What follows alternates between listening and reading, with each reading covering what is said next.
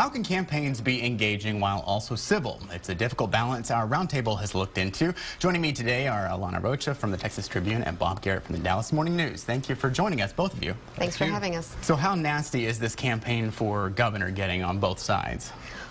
Well, I think you can see that just through social media, both of the camp supporters bashing the other opponent, and how those campaigns are handling that can be a little tricky. Talking with different analysts, they're learning as they go, but they need to be a little step ahead of the rest of us users, just because it can hurt them. Yeah, you wrote an article this week about how this has been affecting this campaign season. You know, is it really severe when it comes to some of those supporters? I think that there have been some threats made, right?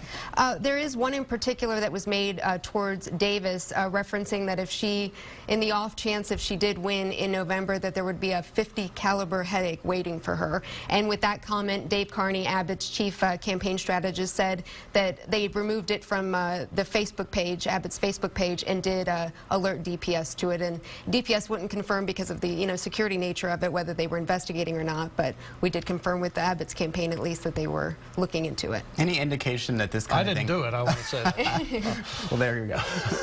I'll help DPS. Does this kind of thing happen? I mean, is it anything new we've not seen in other campaign seasons?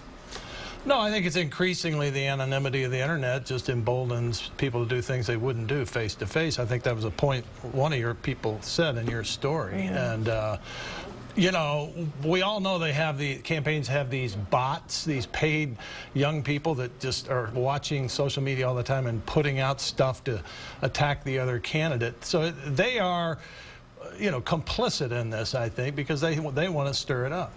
So who gets hurt in that social media instance? Is it Abbott's campaign or Davis's campaign? It just depends how the comments are handled. A while back, I believe Abbott replied to a supporter on Twitter who said that they were supporting Abbott, but then also called Davis a derogatory name. And by Abbott replying, "Thank you for your support," it implied that he agreed with the derogatory name that Davis was called. So it's just interesting. One of the analysts I spoke with for that article also said, right now we're several months out from Election Day. And while, we don't know the outcome, the campaigns themselves will attack each other. But, if it does seem that one of them pulls ahead and that candidate doesn't feel like that they no longer need to attack the opponent, that's not necessarily true for supporters. They have nothing to lose. And as Bob said, I mean, they're anonymous largely and whatnot. Obviously, both candidates are not in the May runoff, so there's like more than 220 days for them to campaign ahead of the general. Is this about as nasty as it's going to get, Bob? Oh, no, I think it'll get worse. But, I mean, you look at so far, Davis had stumbled out of the gate with details of her biography, but now Abbott with Ted Nugent and now this equal pay thing that he can't seem to, clearly get behind him, he seems to be stumbling himself. Yeah, it seems like it's one thing right after the other. We don't really hear too much about Ted Nugent anymore, because we got this equal pay thing going on. Kind of explain to me what that is exactly. Well, equal pay, it's been an issue really since last session. The bill successfully passed. Lilly Ledbetter Act would have established state law mirroring the federal act, which would have allowed women who had discriminatory paychecks. It would have mirrored the statute of limitations, as well as let these women fight their cases in state court closer to home rather than going to a federal court. It passed both chambers' bipartisan support, and then Governor Perry vetoed it, and it's been a real talking point for Senator Davis, and the issue has only lingered because of what you might say the fumbled response by Republican women, largely the GOP executive director, as well as a new Red State Women Political Action Committee, and their wording and how it goes, calling that women are too busy to fight these issues, and the answer is really more access to jobs and higher ed. We know Perry's outcome with that particular piece of legislation. Abbott has said something similar, correct? Correct. Yeah. I mean, the fascinating thing at last year's session was that Perry's veto came with no warning and out of the blue. There had been some private communications with Macy's, a few other big retailers, I believe, had written him saying, please don't let this bill pass. So now we see it coming back with gale force, and the Abbott folks do not, and these are their surrogates that we're talking about, that Alana's talking about. Essentially, the same guys that have done a lot of outside efforts for Rick Perry in the past, Mike Toomey and Dave Carney, have their fingerprints all over this, because Mike Toomey's lobby partner, Laura Keel, is involved with the Red State Women, and you know, it has all of the fingerprints of an Abbott operation, but it looks like it's botched.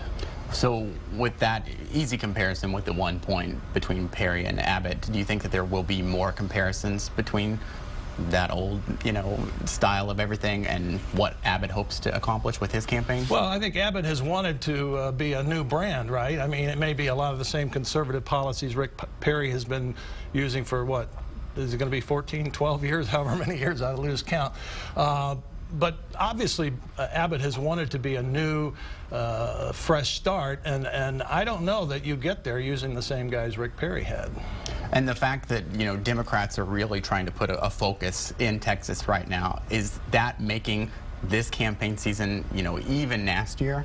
As far as Battleground? Yeah. Or, yeah, I mean, you could say that. It's just interesting to see how it shakes out, and the fact that this issue, you know, takes Wendy Davis on having to talk about, you know, it's a women's issue that she wants to talk about. You know, it's no longer the filibuster that she's tried to get away from as far as identifying herself as, you know, with the abortion issue and whatnot. So I think it's only a matter of time, you know, just having that extra force behind the Democrats here in the state. Well, before we get to the general, we have the primary runoff in the lieutenant governor race, is the one that we're all kind of, you know, waiting to see what's going to happen. Do you think that there will be some of this kind of play in that race ahead of May? You mean negativity or negativity? Comparisons, yes. Contrast? You can bet on that, Josh, because, you know, David Dewhurst has got to try to change the dynamic and redefine Dan Patrick to a primary electorate that many of those who turn out are very hardcore, staunch conservatives who may already have decided that Dan Patrick is the new Ted Cruz. Yeah, and that's another easy comparison. Do you think that, you know, we're going to see that grassroots support swell, and will this kind of nasty campaigning be among that group?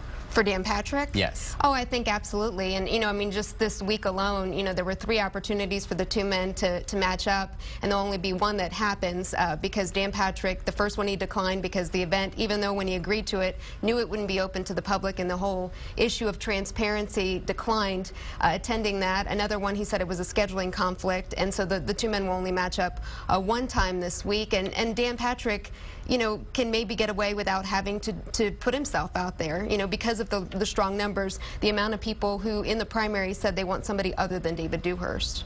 All right, well, thank you guys for being with us. I appreciate it. In addition to all of the statewide races, voters will also have a chance to voice their opinions on some local issues ahead of the big change in Austin that will change how you vote and how your city operates.